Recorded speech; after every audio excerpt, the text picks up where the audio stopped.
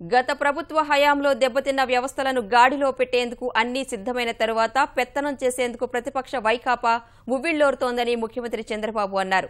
అశాంతిని రేకెత్తించేందుకు యత్నిస్తున్న వైకాపా తీరును ఎండగట్టాలని తెలుగుదేశం నేతలు శ్రేణులకు సూచించారు. ప్రభుత్వం పార్టీ మధ్య సమన్వయంతో మెరుగైన ఫలితాలు సాధించాలని సీఎం చెప్పారు. ప్రభుత్వ కార్యక్రమాలను ఇంటింటా ప్రచారం చేయాలని పిలుపునిచ్చారు.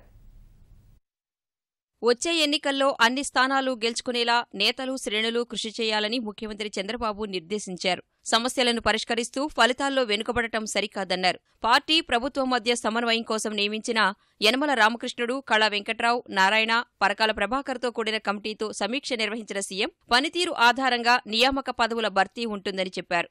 ప్రభుత్వాలు ఇవ్వనంత ఎక్కువ సంఖ్యలో నామినేటెడ్ పోస్టులు భర్తీ చేశామని వివరించారు.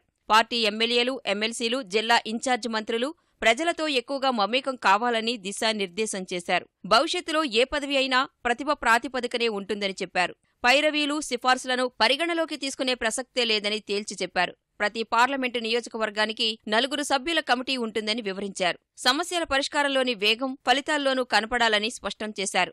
సెప్టెంబర్ 17 నుంచి ఇంటింటికి తెలుగుదేశం కార్యక్రమం తప్పనిసరిగా ప్రారంభించాలని, అందులో ప్రతి ఒక్కరూ ఉత్సాహంగా పాల్గొనాలని సూచించారు. మొదటి 2 ఏళ్లు రాజధాని, పోలవరం మీద పదే కేసులు వేసి అభివృద్ధిని వైకాపా నేతలు అడ్డుకున్నారని ధ్వజమెత్తారు. అది సాధ్యపడకపోవడంతో సామాజిక వర్గాలను రెచ్చగొట్టి అశాంతిని రేకెత్తించడం ద్వారా అభివృద్ధికి ఆటంకం కలిగించడమే ఆ పార్టీ ప్రధాన ఎజెండా అని చంద్రబాబు అన్నారు. ఈ అంశాన్ని ప్రజల్లోకి బలంగా తీసుకువెళ్లి వైకాపా కుట్రల్ని ఎండగట్టాలని పిలుపునిచ్చారు. 3 ఏళ్లుగా ప్రభుత్వం చేపట్టిన కార్యక్రమాలు, పథకాలను సమావేశంలో సీఎం వివరించారు. అధికారంలోకి రాగానే విద్యుత్ కొరతను అధిగమించి మిగులు సాధించామని చెప్పారు.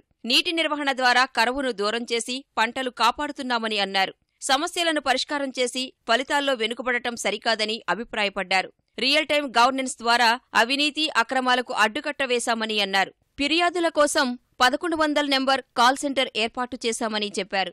ఎన్ని చేసినా ఆశించిన స్థాయిలో రాజకీయ సానుకూలత వస్తేనే వాటికి సార్థకత చేకూరుతుందని అభిప్రాయపడ్డారు. 80% ప్రజా సంతృప్తి, 80% సీట్లు కైవసం చేసుకోవడమే లక్ష్యంగా కలిసికట్టుగా పనిచేయాలని దిశానిర్దేశం చేశారు.